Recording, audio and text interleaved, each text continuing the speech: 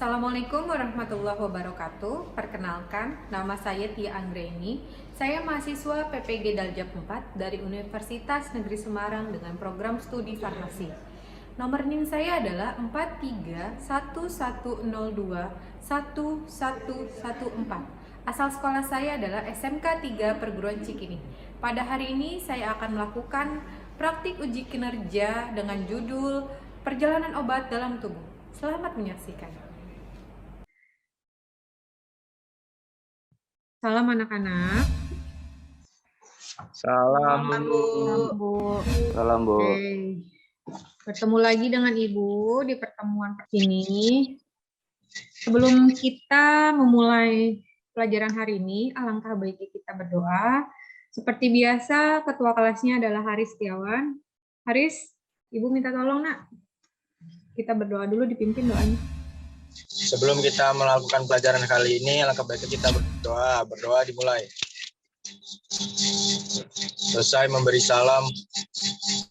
Salam Bu. Salam Bu. Salam. Ya. Gimana hari ini? Perasaan kalian belajar? Udah siap belum untuk belajar hari ini? Insya Allah Bu, siap. Siap selalu. Siap ya. Alhamdulillah. Ibu absen. Nanti kalau Ibu sebut namanya, silakan katakan hadir. Adelia Wardah. Hadir, Bu. Adinda. Hadir, Bu. Aditya. Hadir. Hambali. Hadir, Bu. Oke. Untuk kali ini, kita akan belajar biofarmasi. Nah, sebelumnya, ada yang masih ingat pelajaran sebelumnya apa? Sebelum biofarmasi, masih ingat yang tentang obat-obatan itu? Coba, ada yang masih ingat belajar apa? Ya, kemarin kita belajar apa tentang apa? Tentang Spesialis obat, Bu. Spesialis obat. ya, contohnya apa contohnya? Larutan antasida sama larutan suspensi.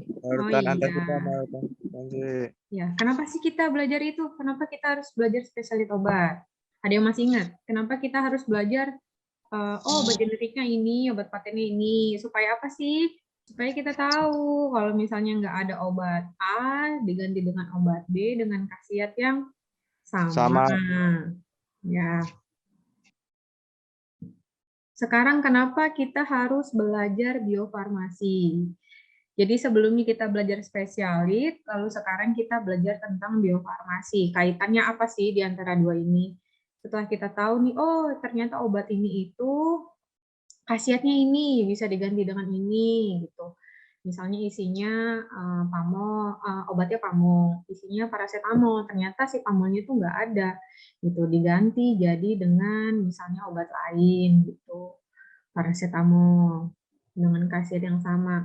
Nah, untuk perjalanan obat dalam tubuh ini, biofarmasi ada sangkut pautnya dengan pelajaran sebelumnya. Setelah kita tahu obatnya, jenisnya, kita tahu bagaimana cara dia sebelum berefek, bagaimana cara dia melepaskan sediaan. Oke. Kompetensi apa yang harus dicapai dalam pelajaran ini? Yang pertama, memahami perjalanan obat dalam tubuh, membuat gambaran perjalanan obat dalam tubuh. Indikator pencapaian kompetensi, kalian tuh harus apa sih dalam materi ini? Supaya bisa menganalisis aspek-aspek biofarmasi, menganalisis faktor-faktor formulasi yang dapat mempengaruhi efek obat dalam tubuh. Lalu, praktiknya kalian bisa mengkategorikan aspek-aspek apa nih dalam biofarmasi. Oh, ternyata obat ini tuh aspeknya ini loh, faktor-faktornya formulasi apa aja sih dalam obat itu, sehingga mempengaruhi efek obat dalam tubuh. Tujuan pembelajarannya. Tujuan pembelajarannya, supaya peserta didik mampu menganalisis aspek-aspek biofarmasi dengan benar dan mampu menganalisis faktor-faktor formulasi yang dapat mempengaruhi efek obat dalam tubuh, dan juga mengkategorikan aspek biofarmasi dengan tepat, dan mampu mengkategorikan faktor-faktor formulasi. Ya, ini peta konsepnya. Sebenarnya perjalanan obat dalam tubuh itu ada 3 aspek, biofarmasi, farmakokinetik, dan farmakodinamik. Tapi kali ini kita akan belajar tentang aspek biofarmasi. Oke? Nah, sebelum sampai sini, Ibu akan memutarkan video. Kalian perhatikan video tersebut, apa yang terjadi dalam video tersebut. Oke, sebentar. When you swallow a pill, what happens to it? After being swallowed, a pill travels down the esophagus, which connects the mouth to the stomach. Once the pill reaches the stomach acid dissolves it. The dissolved medication passes from the stomach into the small intestine. It is then absorbed into the blood vessels surrounding the small intestine. Once the medication enters the bloodstream, it circulates and is carried to all the organs of the body to help the healing process. Oke, ada yang tahu maksud dari video tersebut? Ada yang bisa jelasin? Proses hancurnya obat di dalam tubuh orang. Manusia. Ya, Ya, tadi itu video tentang bagaimana suatu tablet itu pecah menjadi granul, lalu granul semakin kecil hingga dia menjadi sebuah zat aktif yang melarut. Oke, kita lanjut. Nah, ini coba analisislah sediaan yang lebih cepat di dalam tubuh. Menurut kalian, lebih cepat bisulfon atau New-Diatabs? bisulfon. Bisulfon. Ya, benar. Kenapa bisulfon? Kenapa lebih cepat bisulfon? Karena dia bentuknya larutan, Bu. Larutan. Kenapa sih kok dia larutan malah lebih cepat dibanding si New-Diatabs nih tablet? Karena partikel-partikel zat aktifnya lebih kecil daripada tablet, Bu. Oke, siapa tuh tadi yang jawab? Aulia ya? Ya, betul. Di sini kenapa larutan itu lebih cepat dibanding dengan tablet? Yang pertama alasannya, karena dia sedianya larutan. Udah nggak perlu lagi kayak yang pemecahan tablet. Tablet kan harus dipecah dulu ya, menjadi serbuk, lalu kemudian terjadi proses-proses lain. Kalau bisulfon ini sudah terbentuk tarutan, jadi mudah untuk diserap oleh tubuh. Kita lanjut. Nah, di sini ada studi kasus. Bisa dilihat. Dari studi kasus di bawah ini, berilah kesimpulannya. Terdapat seorang pasien dengan keluhan penyakit lambung, dengan gejala nyeri hebat, dan mengalami muntah-muntah hingga pucat. Pasien tersebut sudah meminum obat dalam sediaan tablet. Dari kasus tersebut, apa yang bisa kalian analisis? Kenapa si dokternya ini ngasihnya suntikan, padahal si pasien nggak minum tablet? Ada yang bisa jawab? Karena obat yang diberikan oleh dokter yang disuntikan lebih cepat berinteraksi, soalnya lewat intravena, Bu. Intramuskular. Ya, Ada lagi jawaban lain?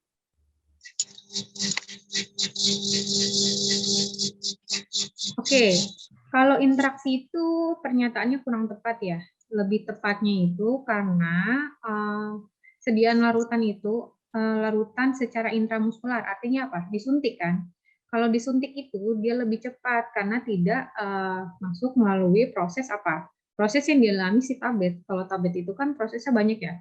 Masuk dulu ke dalam mulut, lalu dia masuk ke saluran pencernaan, ke lambung, dan di situ terjadi proses pemecahan granul. Tapi kalau dia dalam keadaan intramuskular atau suntikan, obat tersebut langsung masuk ke dalam mana? Muskular itu apa sih muskular? Otot ya? Iya, Bu. Ya, dia langsung memberikan efek. Kalau interaksi itu lebih ke interaksi terhadap makanan, ada obat bersama obat, gitu ya. Oke, kita lanjut lagi. Ada yang tahu apa itu biofarmasi? Proses perjalanan obat di dalam tubuh. Ya, benar sekali. Ada yang tahu nggak apa aja aspek-aspek biofarmasi? Ada yang tahu? Faktor-faktor apa? Apa sih aspek-aspek apa sih yang mempengaruhi biofarmasi? Biofarmasi itu kan tadi kata Alia. Fisik zat aktif, keadaan kimiawi, zat pembantu, proses teknik yang digunakan. Oke, ini udah baca nih kayaknya nih Bu bahan ajarnya. Ya, salah satunya adalah itu. Tapi sebelum kita membahas ini lebih dalam, kita akan mulai dengan apa? Kerja kelompok. Oke. Jadi, kalian nanti akan kerja kelompok. Apa aja sih yang harus kalian lakukan di kerja kelompok? Sediaan manakah yang paling cepat diserap oleh tubuh? Yang cepat memberikan efek. Di sini kan ada 9 sediaan. Ada Scott Emotion, ada serbuk puyer bintang 7, ada diapet, ada paracetamol, ada antasida, ada kurkuma, ada inhaler, ada infus, ada dulcolak. Kalian harus mengurutkan dari 1 sampai 9 manakah yang memiliki efek terapi yang lebih cepat, mana yang pelepasannya lebih cepat, mana yang mampu lebih cepat memberikan efek dalam tubuh. Dan soal nomor 2-nya adalah faktor apa saja yang mempengaruhi obat dalam tubuh, efek obat dalam tubuh, dan yang kedua bagaimana pengaruh formulasi obat dalam aspek biofarmasi atau biofarmasetik.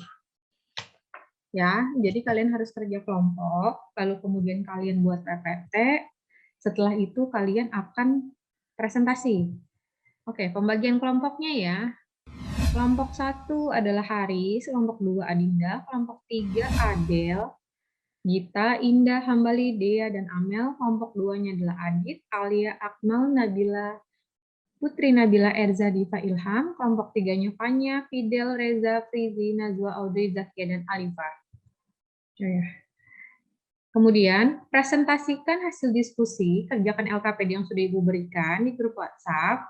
Silakan diskusi dengan kelompok kalian, kemudian dipresentasikan. Waktu diskusi maksimal 10 menit ya, di break room. Dan presentasi maksimal 3 menit. Setelah itu kita akan diskusi kenapa obat ini lebih cepat memberikan efek, dan kenapa lebih lambat, terus alasan faktornya apa, aspeknya apa. Sampai sini ada pertanyaan? Enggak, Bu. Enggak. Oke, sekarang Ibu akan bikin kelompok. Kelompok 1 masuk ke kelompok 1, kelompok 2 masuk ke kelompok 2, dan kelompok 3 masuk ke kelompok 3.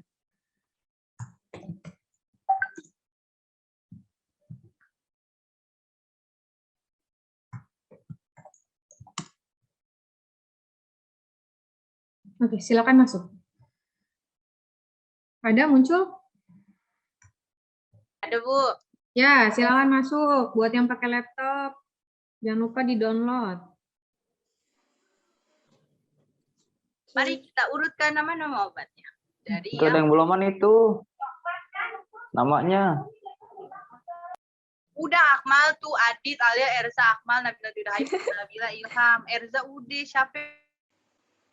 Gimana dong ini? Kasih waktu 10 menit doang. Diskusi tidak lebih dari 10 menit ya. Ibu, Alifa nggak tahu cara masuknya. Siapa? Alifa IP nggak ngerti cara masuk kelompoknya. Nanti Ibu masukin. Tulis aja namanya. Silakan diskusi Ini saya dulu. mau apa ya? Ya, tulis aja. Bisa di screen record kan, Bu? Ya. Dilanjut. Ayo dimulai, diurut ya. Ntar kalau nggak bisa nanya, ntar Ibu balik lagi. Ibu mau ngecek kelompok sebelumnya dulu. Iya, Bu.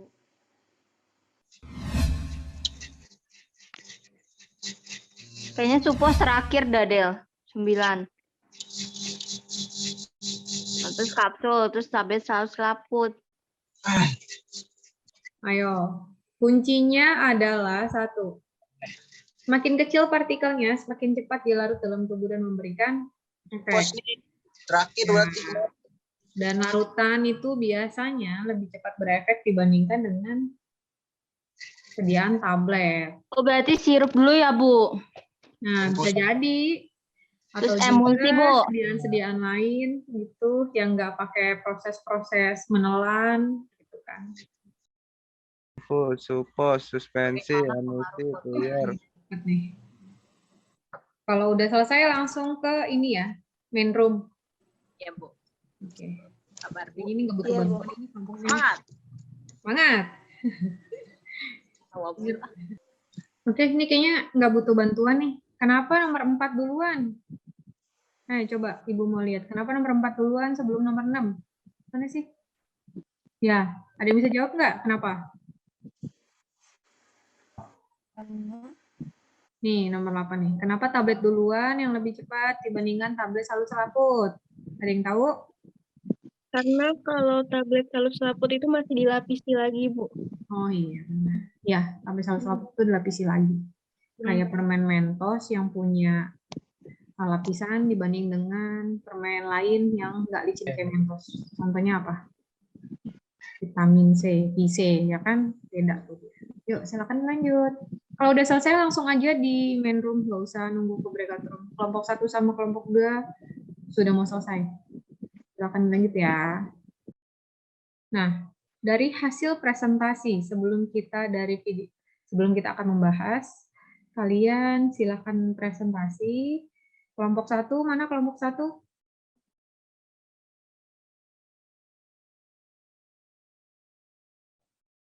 Kelompok 1, presentasi. Del. Oke.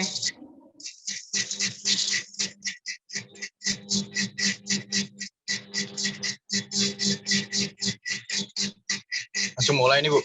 Ya, aku mulai. Assalamualaikum warahmatullahi wabarakatuh. Saya dari kelompok 1 akan mempresentasikan PT ini.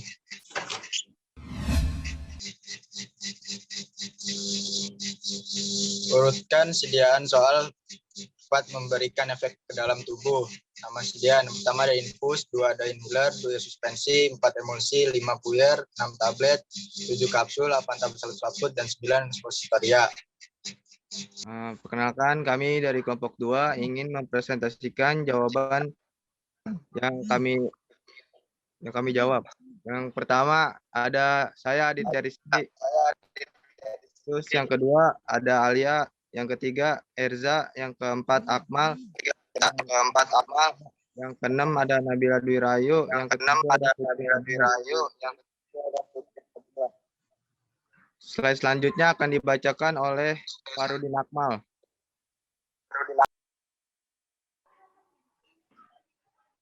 Soal yang pertama, nama sediaan yang pertama yang mudah dicerna diserap oleh tubuh. Yang pertama ada inhaler, yang kedua infus, yang ketiga suppositoria, keempat suspensi, kelima emulsi, yang keenam ada puyer, 7 tablet, yang kedelapan ada kapsul, yang kesembilan ada tablet salut selaput. Soal selanjutnya, 1. Faktor-faktor apa saja yang mempengaruhi efek obat di dalam tubuh? Jawabannya, faktor-faktor formulasinya yaitu bentuk fisik zat aktif, keadaan kimiawi, zat pembantu, proses teknik yang digunakan dalam membuat sediaan. Soal selanjutnya akan dibacakan oleh Nabila Dwi Rahayu. Soal nomor 2, bagaimana pengaruh formulasi obat dalam aspek biofarmasi atau biofarmasetik? Pengaruh formulasi obat yaitu ada waktu hancur obat, ada melarutnya obat, ada pelepasan zat aktif obat. Assalamualaikum warahmatullahi wabarakatuh. Kami dari kelompok 3 ingin mempresentasikan jawaban yang telah kelompok kami kerjakan. Jawaban soal nomor 2. 1. Faktor-faktor apa saja yang mempengaruhi efek obat di dalam tubuh? Jawabannya, faktor-faktor formulasi adalah bentuk fisik zat aktif, keadaan kimiawi, zat pembantu, proses teknik yang digunakan dalam membuat sediaan. Selanjutnya akan dibacakan oleh Audrey Agustin Widianti. 2. Bagaimana pengaruh formulasi obat dalam aspek biofarmasi atau biofarmasetik? Jawabannya mempengaruhi waktu hancur sediaan obat, melarutnya bahan obat, dan pelepasan zat aktif. Sekian dari kelompok kami. Wassalamualaikum. Terima kasih. Oke, fase perjalanan obat di dalam tubuh. Jadi ada fase perjalanan obat dalam tubuh itu sebenarnya ada 3. Yang pertama fase farmasetik, farmakokinetik, dan farmakodinamik. Nah, yang sekarang akan kita bahas adalah fase farmasetika atau biofarmasetik. Ini dimulai dari bentuk sediaan obat dengan zat aktif. Jadi dimulai dari obat atau tablet itu masuk ke dalam oral, ke dalam mulut, lewat mulut. Lalu di sini akan terjadi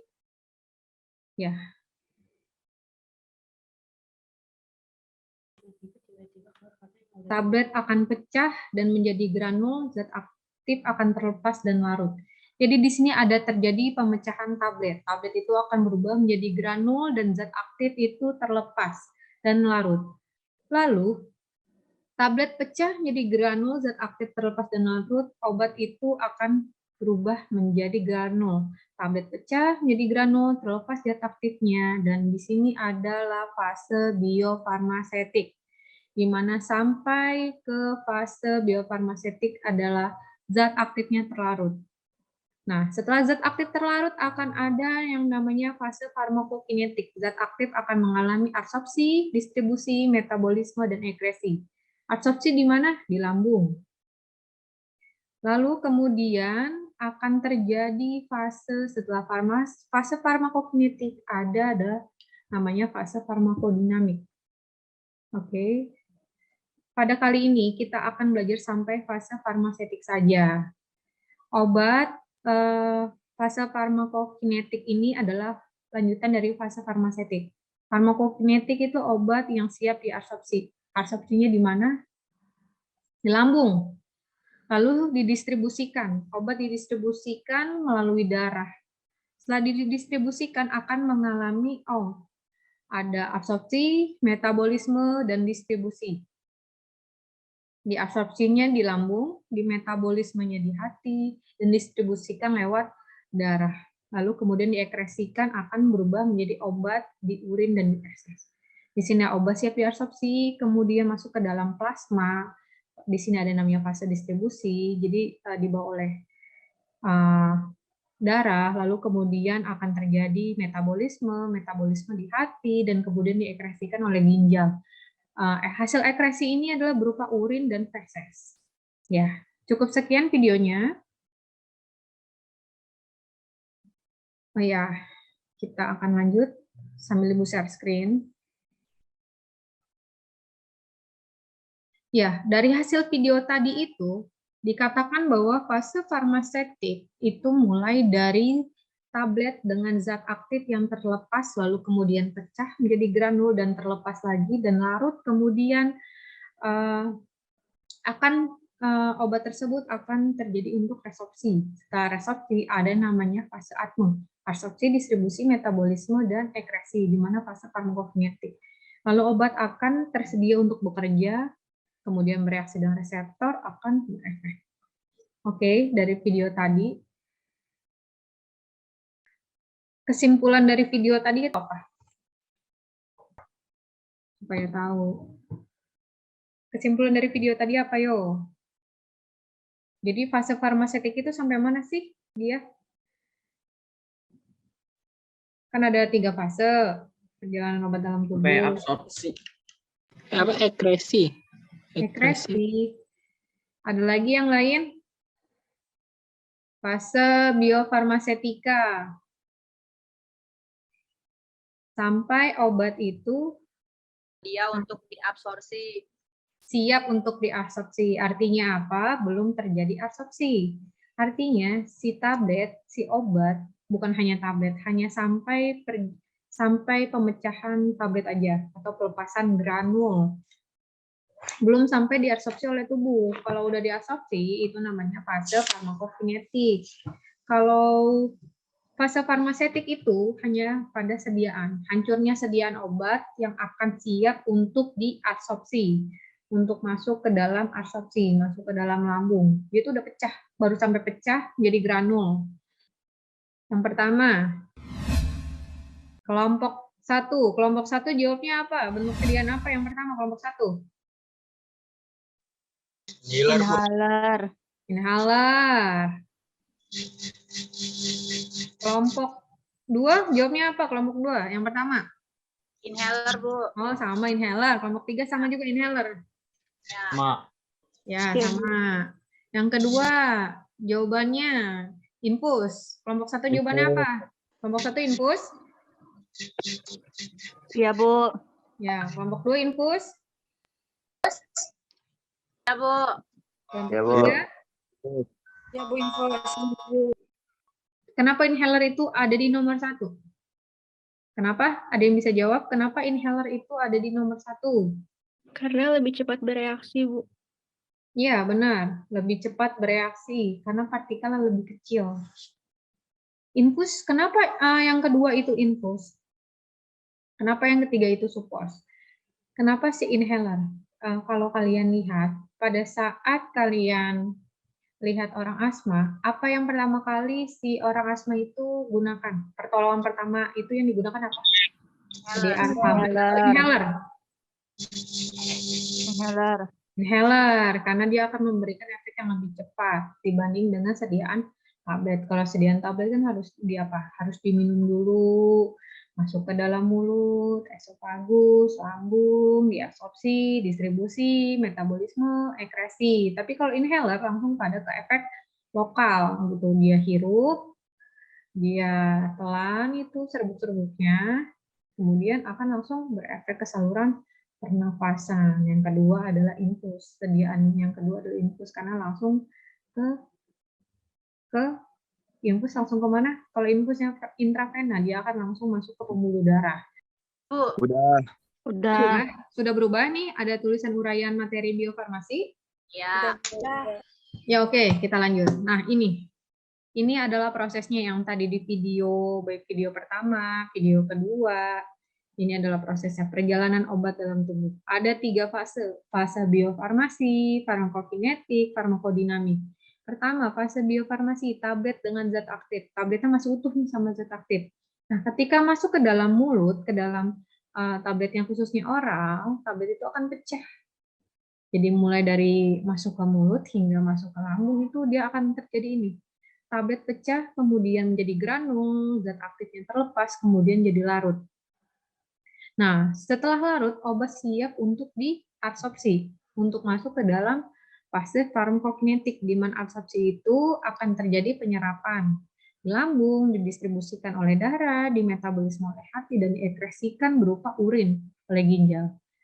Nah, yang tadi, pengaruh formulasi dalam biofarmasi. Yang pertama ada ketersediaan farmasi, merupakan ukuran untuk bagian obat yang secara in vitro dibebaskan dari bentuk pemberiannya dan bersedia untuk diabsorpsi. Kecepatan larut obat tergantung dari berbagai bentuk sediaan dengan urutan sebagai berikut. Yang kedua adalah ketersediaan hayati. Presentasi obat yang diabsorpsi tubuh dari suatu dosis yang diberikan dan tersedia untuk melakukan efek terapeutiknya. Bioavailability dapat diukur dengan kesediaan dengan keadaan sebenarnya yang dialami pasien.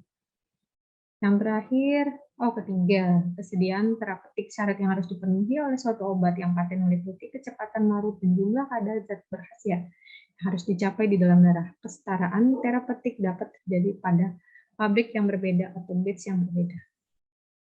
Bioassay. Bioassay itu menentukan aktivitas obat dengan mikroorganisme. Jadi ada hewan coba. Gimana caranya aktivitas dengan metode tersebut dapat mempengaruhi si standarisasi kekuatan obat yang dinyatakan dalam suatu internasional bersama dengan standar yang disimpan. Obat yang kini masih distandarisasi secara biologi adalah contohnya adalah insulin. Jadi yang berstandarisasi adalah insulin, lalu kemudian adalah vitamin A dan D. Oke, sampai sini ada yang mau bertanya?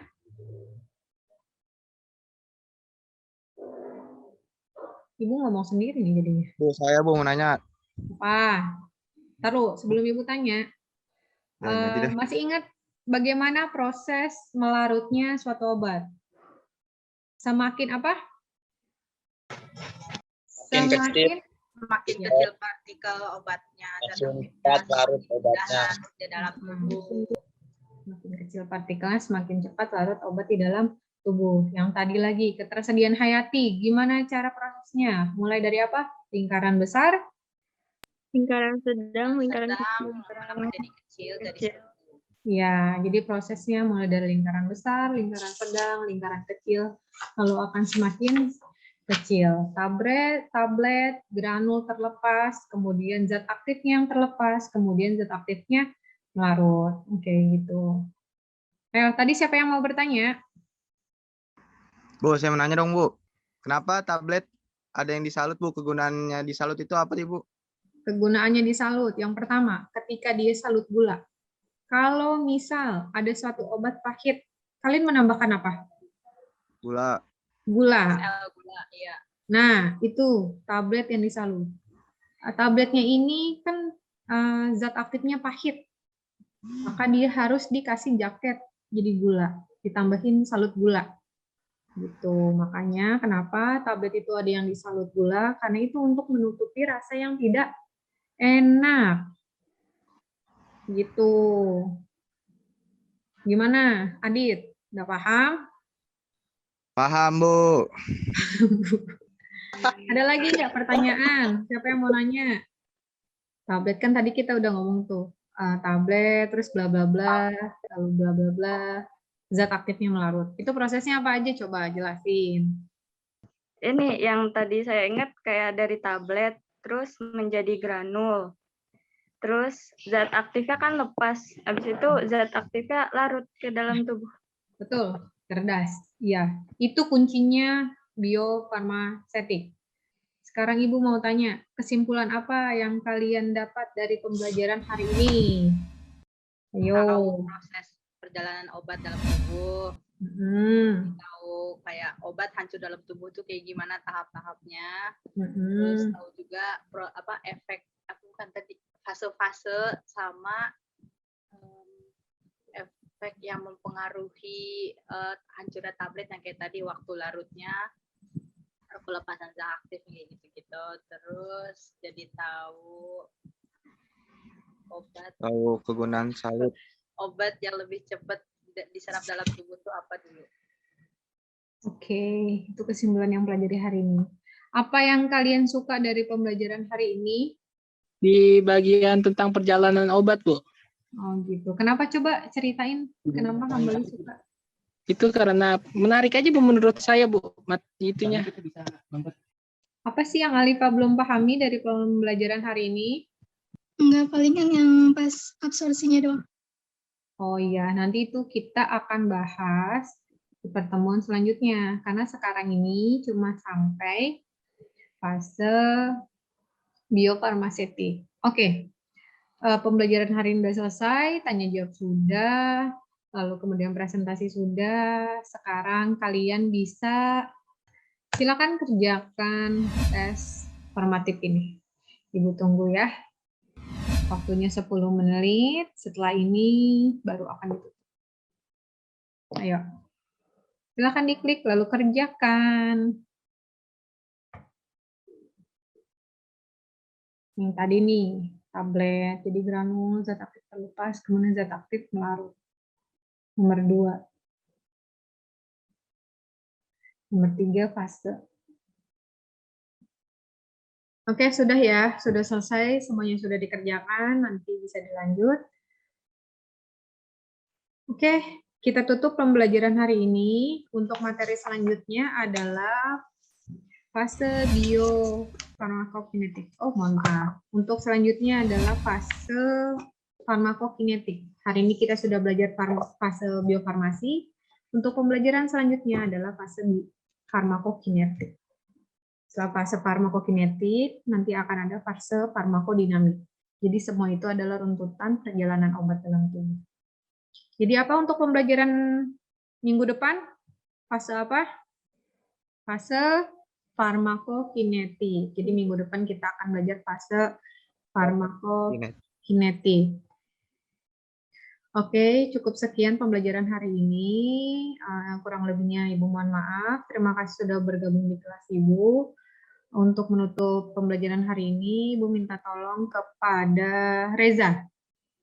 Reza, ayo kita tutup pembelajaran hari ini dengan berdoa. Mereka berdoa terlebih dahulu, berdoa dimulai.